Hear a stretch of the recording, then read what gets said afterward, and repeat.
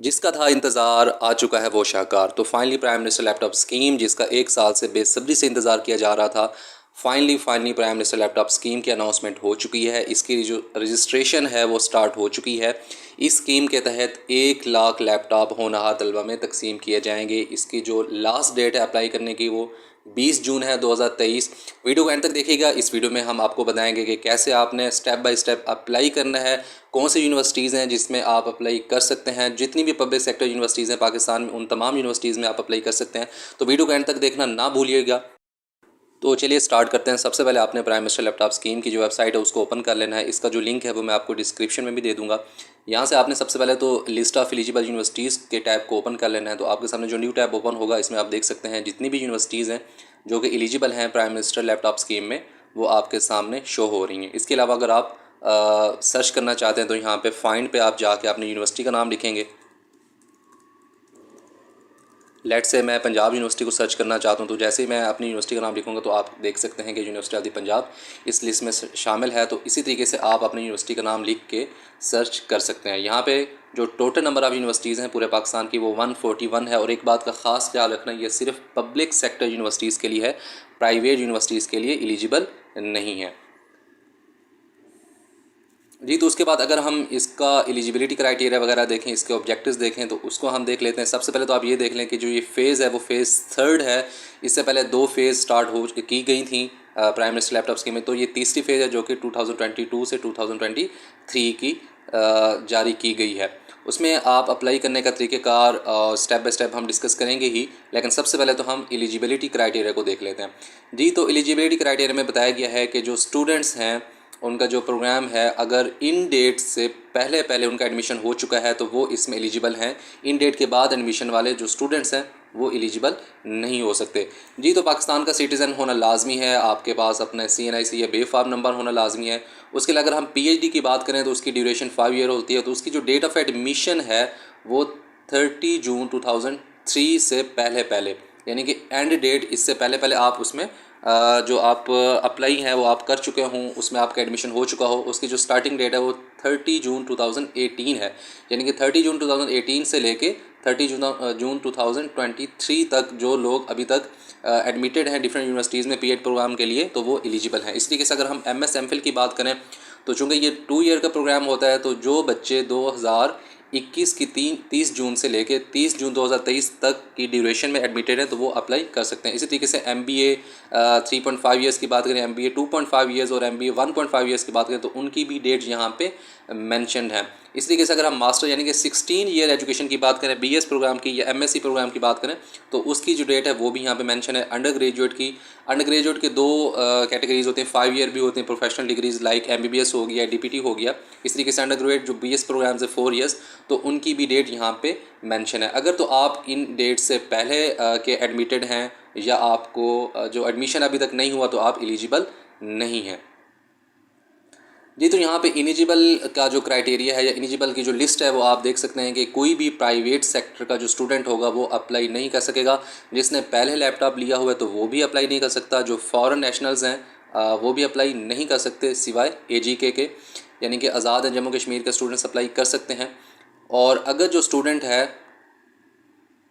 Online apply नहीं किया तो उसको लैपटॉप नहीं मिल सकता। यानी कि आपने जो अप्लाई करना है उसका तरीक़ेकार सिर्फ एक ही है और वो ऑनलाइन है। और ऐसे स्टूडेंट्स जो पास आउट हो चुके हैं तो वो भी लैपटॉप की स्कीम में अप्लाई नहीं कर सकते। उसके बाद अगर तो हम डिस्ट्रीब्यूशन स्ट्रेटजी या सिलेक्शन क्राइटेरिया की बात करें तो चूँकि ये मेरिट बेस्ड हैं, इसमें जस्ट मेरिट के ऊपर पूरा उतरने वाले स्टूडेंट्स को लैपटॉप दिया जाएगा। तो आप इसमें ऑनलाइन अप्लाई करेंगे, उसके बाद आपका यूनिवर्सिटी का जो फोकल पर्सन होगा आपके जो डाटा होगा उसको वेरीफाई करेगा, उसके बाद आप इसमें एलिजिबल हो सकते हैं। उसके अलावा हर जो इंस्टीट्यूट है, हर जो डिपार्टमेंट होगा यूनिवर्सिटी का, वो मेरिट वाइज अपनी जो लिस्ट होगा वो डिस्प्ले करेगा नोटिस बोर्ड के ऊपर, तो वो स्टूडेंट्स ही लैपटॉप को ले सकेंगे।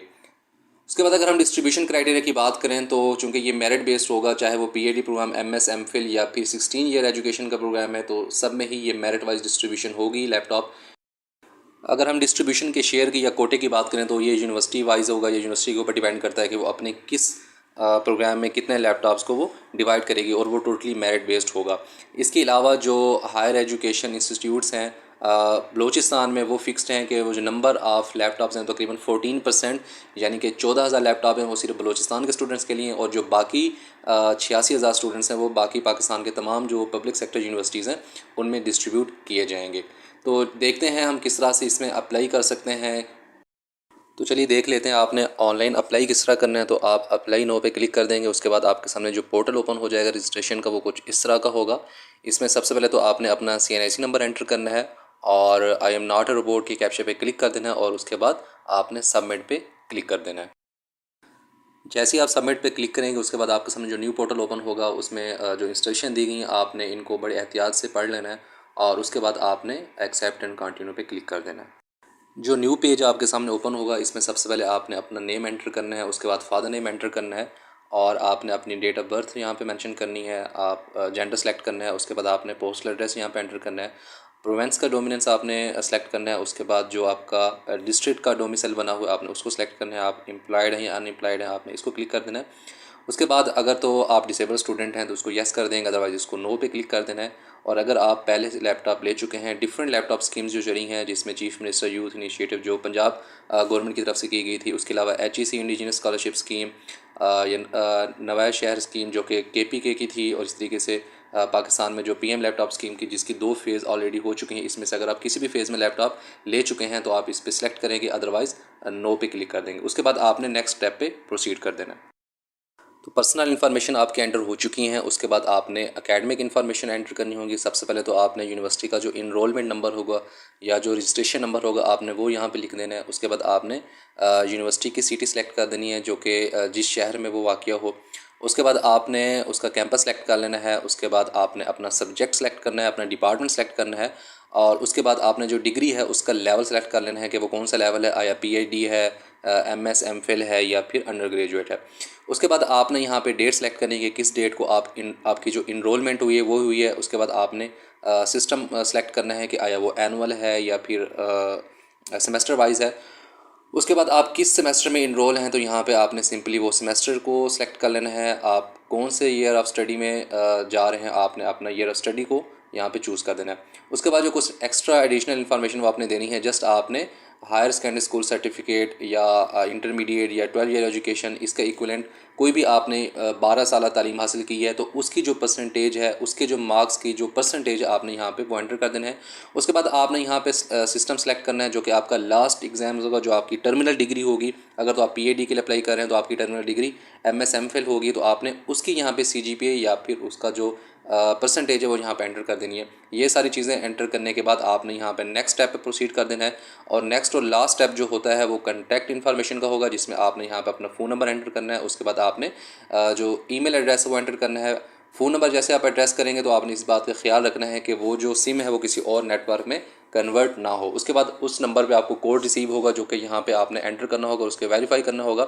उसके बाद इसी तरीके से आपने जो जीमेल एड्रेस करनी होगी या मेल एड्रेस एंटर करनी होगी, उस पर भी आपको एक कोड रिसीव होगा जो कि यहाँ पे आपने वेरीफाई करना होगा। ये सारा कंप्लीट करने के बाद आपने आई एम नॉट रोबोट के कैप्शन पे क्लिक कर देना है, और उसके बाद आपने यहाँ पे सबमिट को क्लिक कर देना है। फाइनली आपकी जो एप्लीकेशन है वो यहाँ पे सबमिट हो जाएगी।